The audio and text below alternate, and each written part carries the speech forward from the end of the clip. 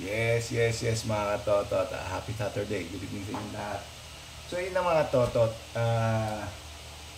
Gusto ko lang sagutin yung mga comment ninyo. Yung mga nagko-comment, sabi na bakit puro mahihirap na daw inuhuli. Diba, bakit hindi daw kaya sa mayaman. Which is not true naman po mga totot. Ang totoo niyan, sila lang yung palagi nyo napapanood. Yung sinasabi nyo mahihirap kasi mukhang mayaman sila. Diba? Kaya tinatawag na mahirap. Kasi sila lang po yung pumapayag na i-post natin yung video. Pero actually, hindi naman po puro mahihirap ang inuhuli namin. Meron pong average, meron din pong mga rich kid. Mga rich kid, mga mayayaman. Ayan. Nagtataka kayo kung ano naman na ito. Itong mga folder na to, itong tatlong folder na to. Ito po yung magpapatunay na hindi puro mahihirap lang po yung hinuhuli namin mga toto. Bakit ano ba naman nito? Ang laman lang naman po nito ay mga ayan. Letter of commendation po. Nakita nyo? Letter of commendation. Yan. Letter of commendation.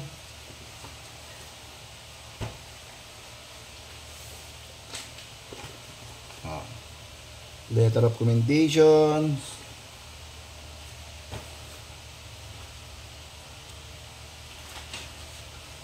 And kapal-kapal to. Yan. Mga awards. Tsapa na natatanging unit. Yabang na. Yan, mga letter of commendation po mga totot ha. Ngayon, ipapaliwanag ko sa inyo ano bang meaning ng letter of commendation mga totot.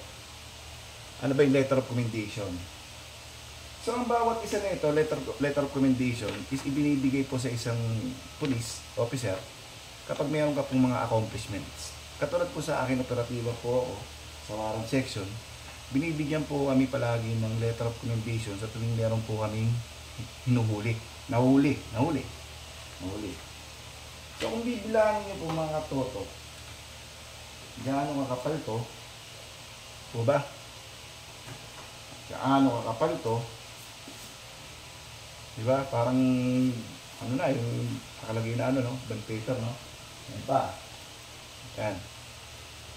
Yan po yung bilang ng dami ng taong inaresto ko na po at pinakulong sa bisa po ng warrant of arrest. Kasama na rin po dyan yung sa drugs, mga nahuli ko dahil sa drugs.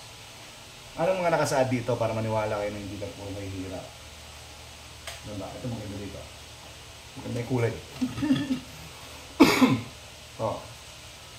Una, murder. Kita nyo, murder. Diba?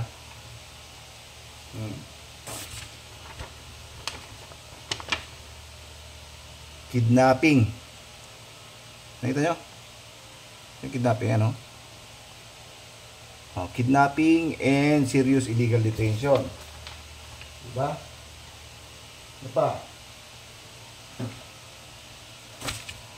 Ito. Pangmayaman na kaso.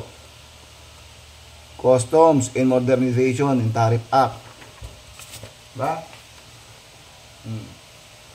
Acts of lasciviousness, mga katotot. Acts of lasciviousness. Kaso ng mga may hilig. May 9262. May murder ulit. May rape. Robbery.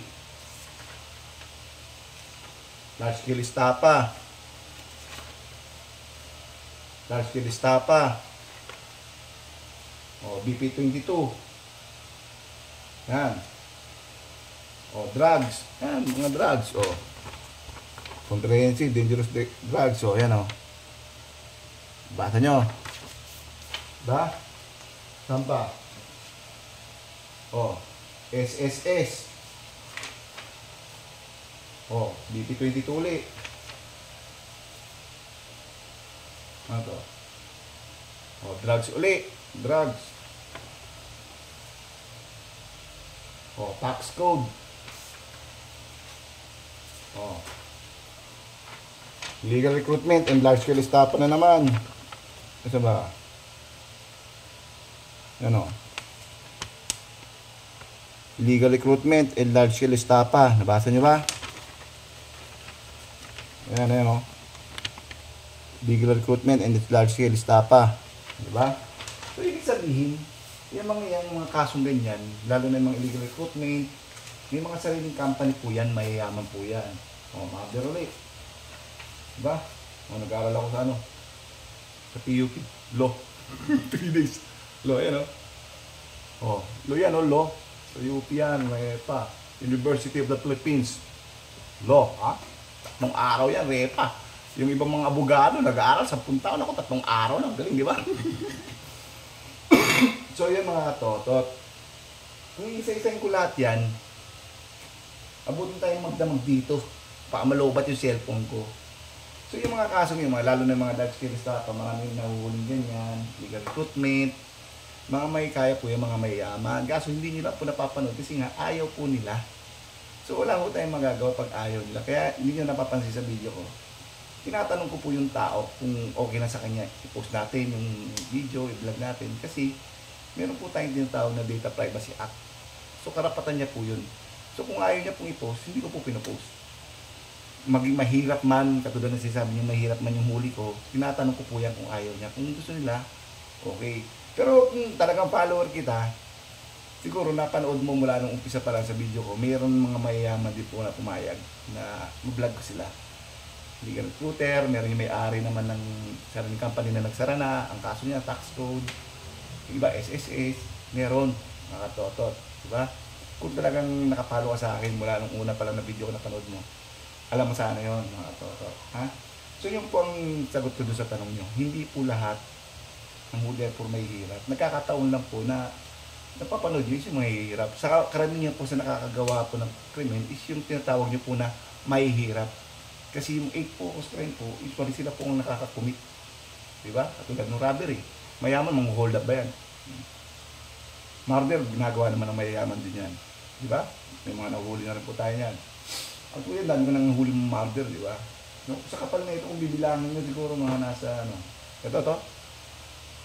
Mga nasa 500 plus siguro, 400, 500 plus. Yan. Yung letter of commendation pa lang na meron ako. Ha? Hindi pa po kasama dyan yung mga hindi ko pa po nakukuha at hindi ako nabigyan. Kasi lalo na nung ito naipon na ito mula ng patrolman na ako hanggang corporal. Meron dito paunti-unti nung sarento na ako. Kasi nung sarento ako, bihira na po ako mag-ipon ng ganito. Kasi kusang pumapasok na po sa online email ko po sa PES ko po yung mga awards ko po. Kaya hindi na ako nag-iipon. Kung ipunin ko ito at pinalo ko sa ulo mo, malamang sa malamang kumatos ka 3 weeks. Hindi po ba? Ayan po mga katotot. Sana ito, masagot ko yung tanong nyo na hindi na po po mahirap ang inuhuli ng mga kapulisan nyo, ha? Lahat po yan, mapamayaman na mahirap. Pag may warrant ka, hulihin ka. Pag wala, hindi mas maganda, wala tayong problema. Ganun po yung mga katotot, ha? Sana po naliwanagan po kayo. Kaya yung mga nagko-comment na puro mahihirap lang inuhuli. Hindi po totoo yan, ha? See you later, alligator.